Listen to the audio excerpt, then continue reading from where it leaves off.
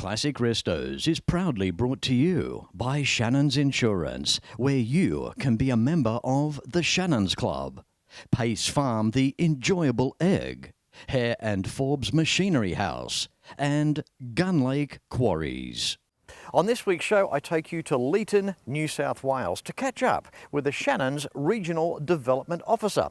Come with me now as I introduce you to Blackie's Hot Rods.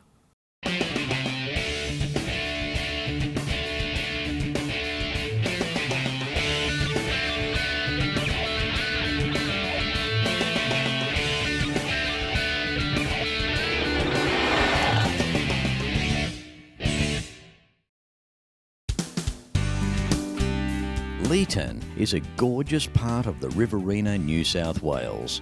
Please take a moment to sit back, relax, and take in some sights that you will get to experience when you visit. Why not plan a loop trip from Deniliquin? You will not be disappointed.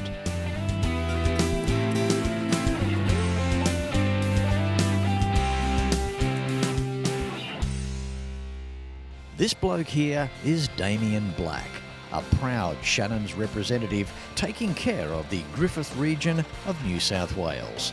Damien is set up on a family property that has been around since 1974. His glorious 15 acres, showcasing nothing but scenery, is also home to his work shed and his own personal wrecking yard. You'll see more of that later. Damien specialises in metal. A welder by trade, he is undertaking a second trade in panel beating and is self-taught in fabrication. These days, after working in a factory for many years, Damien does work only for mates and people that he knows, producing quality work from his shop here in the yard, winter at time of filming, and his wood fire stoked. I think you might be stoked as well when you see a little of what Damien wakes up to every day of the week. Welcome to my shed. Got a few bits and pieces laying around here that may be a little bit of interest. Just here behind me is actually my brother-in-law's HJ Holden Ute. At the moment we have the chassis built. It'll run a Holden 6-cylinder engine. Won't be too many modifications. The engine was built by a local race engine builder, so it'll be a healthy little piece of gear. A nice purple paint job, tidy. Other than that, it'll be a reasonably standard, tidy, nothing too wild, nothing terribly modified, just a good street car. Hopefully get to see it get out and do a lot of miles. He has chosen to run a 3.3 block, so he has the later model blue-black crankshaft and the better rods, things like that. It also has the 12-port head, which has had a bit of a tickle up. Nice port job and some valves, roller rockers and things assembled on it. So with this project, what I like to do is strip it back to bare bones and get it back to individual pieces, and then each piece will be replaced with new bushes or new bearings, everything. So everything will be blasted and then paint prepped, painted up. Everything will be pressed back together with all new parts. So at the end of the day, when the vehicle hits the road, it will be a brand new vehicle. My brother-in-law, he'll drop in for a beer and see where we're going with the project, whether we've achieved anything, whether it's been a little stagnant and a little stale because I've been playing with other things.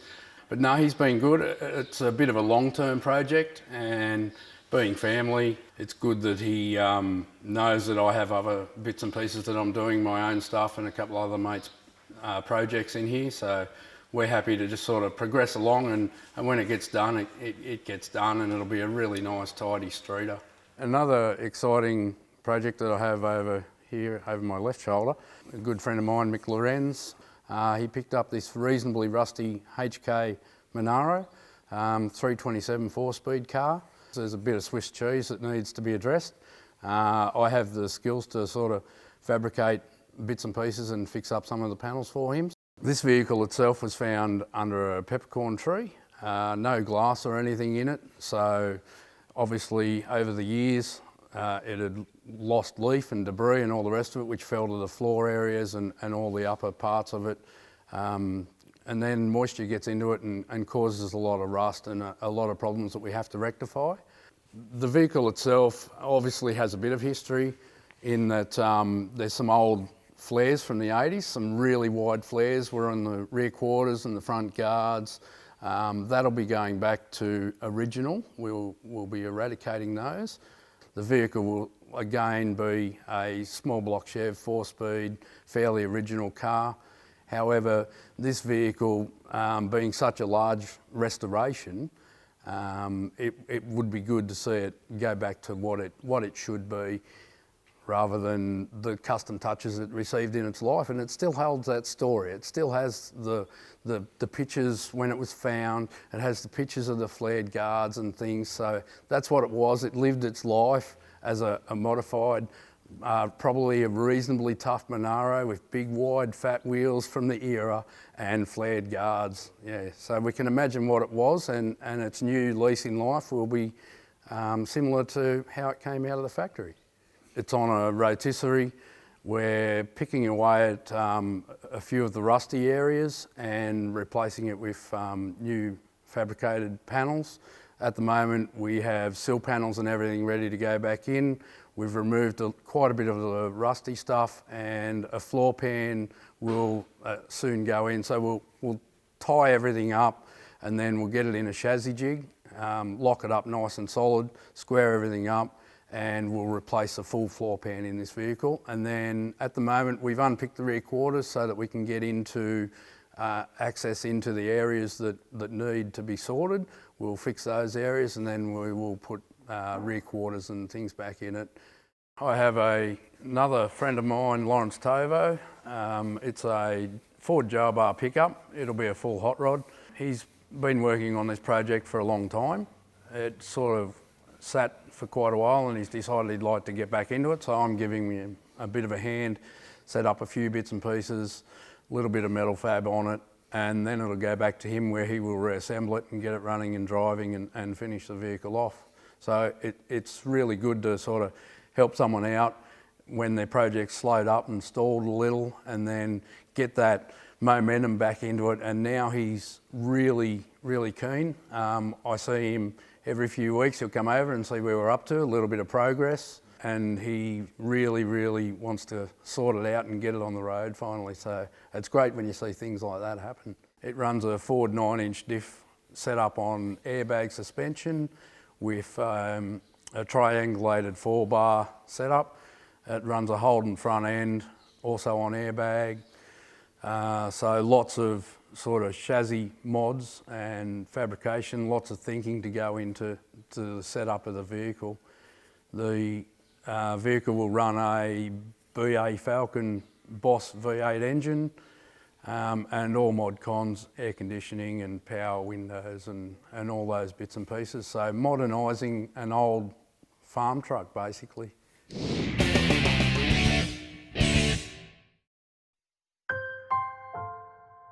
I've been a motoring enthusiast all my life. My Coupe 4 is rare and very special. A real performance car with all-wheel drive grip. I'm not a car club bloke and I don't work on it myself, but I do have a great mechanic. One day, I might even get that HQ. When it comes to insurance, it's got to be Shannons. Shannons shares your passion. Call Shannons on 13 46 46. Shannons, insurance for motoring enthusiasts.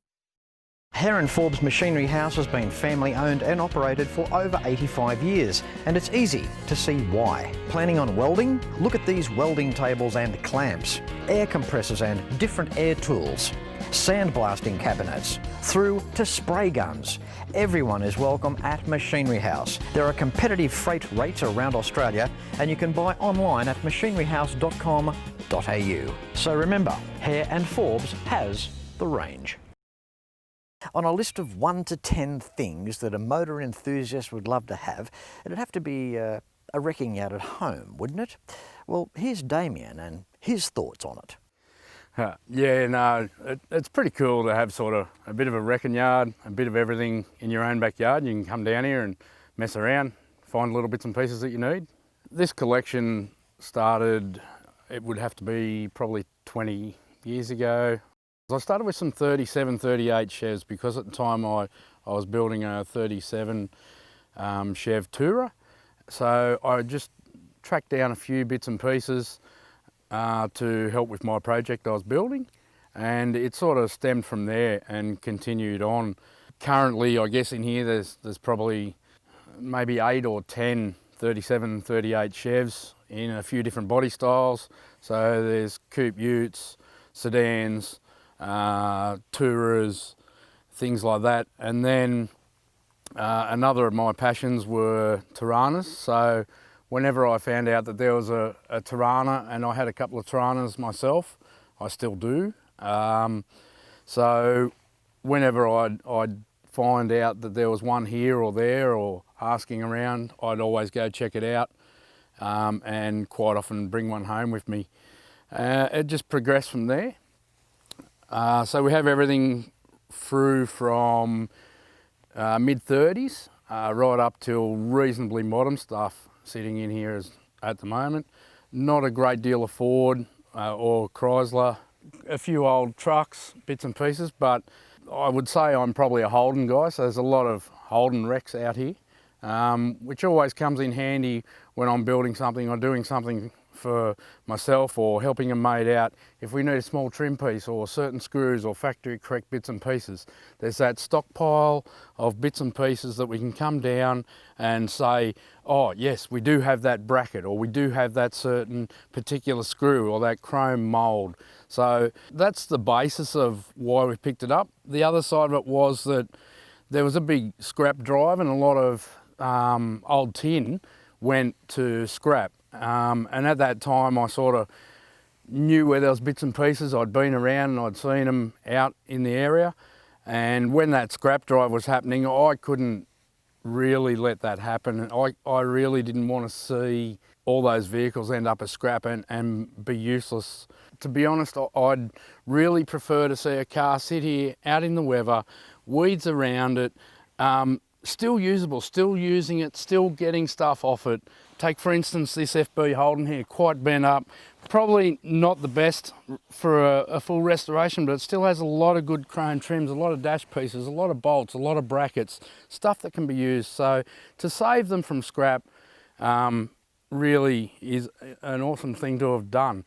And I'm talking that we were doing this 15, 20 years ago when no one was interested in the vehicles. Now, Holdens, anything in that sort of state, people are getting them because they need the bits and pieces, but back then they were just disappearing, they were leaving.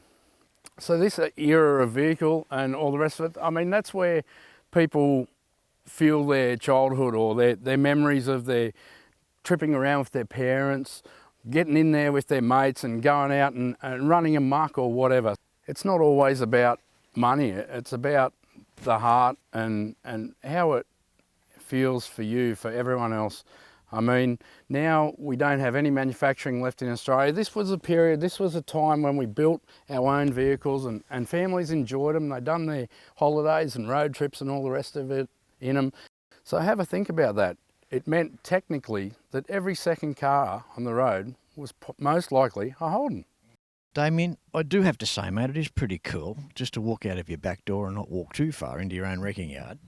Yeah, no, definitely, Fletch. I enjoy it. I'll come out and just wander through, check it out. Yeah, or I'll be looking for a part that I need to source. It's good. Get down here and then you stumble on something like, oh, I didn't realise that I had this in the stockpile. And yeah, oh, great, that really helped me out. Yeah. You just rewrite your inventory every day, something different, don't you, mate? Yeah, definitely, definitely. It's beautiful here too. We're regional New South Wales, out in the country. There must be times where you just grab a beer and basically just come for a walk. Yeah, it's great. And mates and people that drop in and all the rest of it, it's always great to sort of show off your collection, no matter what your collection is, what you're into, just to bring them down. And guys that are into it really appreciate what you've done and what you've saved. Yeah. The episodes on the Shannons Club, the USA episodes that I do myself and Mark from Shannons each October, with of course 2020 being an exception this year. we get the opportunity to see some big wrecking yards there, and it's fascinating what you can find. A little bit thinner on the ground here in Australia, but particularly at someone's private house or on their property. So it is a little rare. I walk around here and I just stare at some of these cars, and there's no doubt about it, it is the tug at the heartstrings, because every one of these cars has a story, and we all want to know what that story is. Where was the car sold? Who was the first owner of that car? Did it sit in the driveway of a lovely home? The day that it was bought, did the rest of the neighbours come running out of their houses and cross the street and come over and look at that car? And here now, they sit. What are we going to see, Damien? A couple more of your own cars? Yeah, we've got a couple of my vehicles out, pulled them out of the storage shed. I thought you were going to say the river there for a sec. Yeah, no, they're not out of the river. Some of these may have come out of the river, but the more tidy part of the collection, I guess, a couple of bits and pieces ranging from like mid-20s through to more modern stuff, and a bit of a mixture of everything. Okay. Stay in your favourite chair. Back in a moment.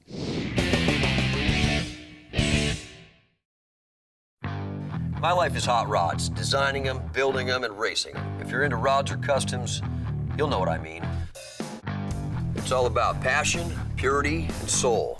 Customs and hot rods like the SoCal Roadster is what we do. And insurance for cars like ours is what Shannons do. Rods, customs, and even your daily drive. Call Shannons on 134646. Shannons, insurance for motoring enthusiasts. Like us. If you own a classic, it just has to be insured with Shannons. And if you're halfway through a build, as you invest into your project, let Shannons know so they can update your policy as you go. For more information, give Shannons a call on 134646 for a quote and a chat. And keep in mind also that the Shannons Club awaits you. For more information, visit shannons.com.au. Over my right-hand shoulder here, the white vehicle is a 1927 Chev. That was my grandfather's last project that he was building before he passed away. So of my collection of cars and bits and pieces, I would have to say that that is the most touching vehicle that I own, and definitely means the most to me. So I remember as a child actually sitting down in a ramshackle old shed out the back of his property, sitting in that particular vehicle, playing with the steering wheel, fooling around as you do as kids. So a lot of great memories there. And then in his retirement, he decided that he'd pull it out, and he said, we'll get this thing going. And it was like, no, that thing will never go. He said, no, the motor still winds over and we'll sort it out. So I remember there was like a bare chassis with an engine sitting in it, and he tinkered and played it along and then fired the motor up, had it sitting there running in a bare chassis, and it was like, yeah, wow, this is going to happen. So from that point, he had a good running rebuilding motor, and he was a mechanic by trade. So pulled it down, freshened up the engine, rebuilt the engine, and started building the vehicle around what was left. 1927 Chev, it still runs a Chev 4-cylinder engine, which is an overhead valve engine, 171 cubic inch, 4-cylinder, and then a 3-speed crash box. The vehicle itself was a tourer, but what he wanted was an early hot roddy style, almost a bucket roadster type of vehicle. So he'd shorten the tourer tub into what it is there, and we built a little turtle deck. So he got a fair way through the project, and then he fell ill, and the project wasn't completed. I inherited it and finished tinkering. We got it up and going and sorted it out, and it's really great to get his legacy out and about and drive it.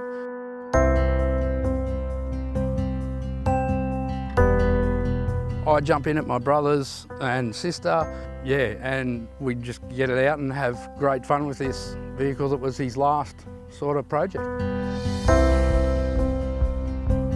One thing I can vividly remember, we have adjoining properties, so the day that he got it running, he was that excited. He jumped in it, got it fired up, and he was straight down the road into my joint to show me that he had his car going, and it was still ramshackle, it was still pieced together, but it was running and driving, and just the grin on his face was awesome.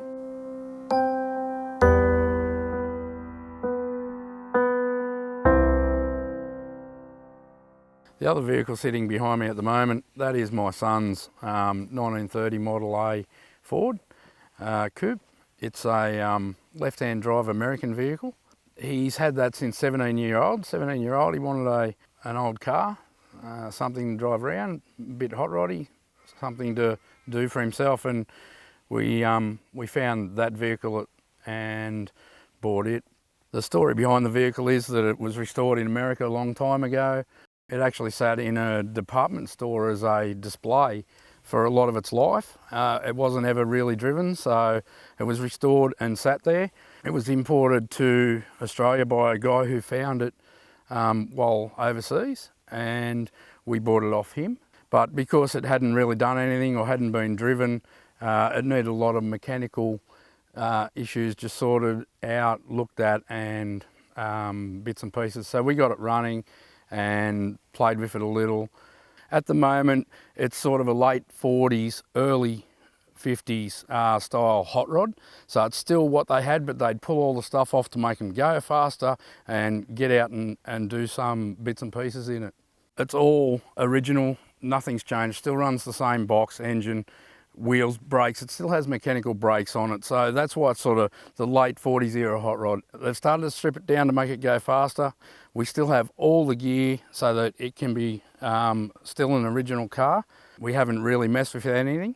I guess it's before they started really getting into the juice brakes, hydraulic brakes and the side valve V8s and all that, and then progressing through where they started doing drag strip racing and that sort of thing. So it's really the pinnacle, the beginning of hot rodding in that sort of era, and that's what Bodie has aimed for, to go for that era pre-modified. In a beautiful part of the world here in Leeton, New South Wales, you've got a great setup, Damien, great collection of cars. I can see why you love it. Thank you, Fletch. I enjoy it. It's my passion. Many people share my passion, and I enjoy sharing my passion with other people. Yes. It's really great. And speaking of which, with Shannons, now tell us, this region, where Griffith, what area do you cover? Okay, so I'm a regional development officer for the Griffith region. Basically, Griffith, out Ardlefin, Narandra, Colliambley, and all the towns in between. And then You've got to take a cut sandwich to go to those places, yes. mate. Yeah, no, it's a fair sort of distance. And then we go on the outskirts of them and attend a few events around as well. I honestly don't think that the classic movement, whether it be bike, car or truck in some respects, would be where it is today without Shannons. I'm not just saying that. Shannons gives so much back. Oh, definitely. The sponsorship and even the Shannons Club online, all the rest of it, the things that they do for the motoring enthusiasts is really, really great. With yourself, how many shows would you do in a year? I'd probably get around to 20, 25 sort of events. How's that, eh? Regional New South Wales out here in the sticks, and 25 events that you go to, mate. That's a great effort. Damien, again, thank you for the invitation here to your private property today, and featuring in an episode of Classic Restos. It's turned out to be your own episode, and I think that's worthy, mate. It's also a bit of a thank you, or a big thank you, for your efforts and what you're doing for Shannons out around this region as well, mate. So well done. Thank you very much for coming out and having a look at our collection and a bit of what we do out here in the sticks. Good on you. I'll be back. Awesome. Can't wait. And the way that Mrs. Black cooks and makes coffee, I'll be definitely back. Yeah, I can't complain there. She is awesome. Cheers, Damien. Thank you. Well, I hope you've really enjoyed this week's episode of Classic Restos in the gorgeous Leeton area of New South Wales. It certainly was good to catch up with Damien and see some of his fabrication work, of course, the wrecking yard, and a couple of his cars. Until next week, no matter where you're watching Classic Restos from, please ride and drive safe. I'm Fletch, and I thank you very much for watching.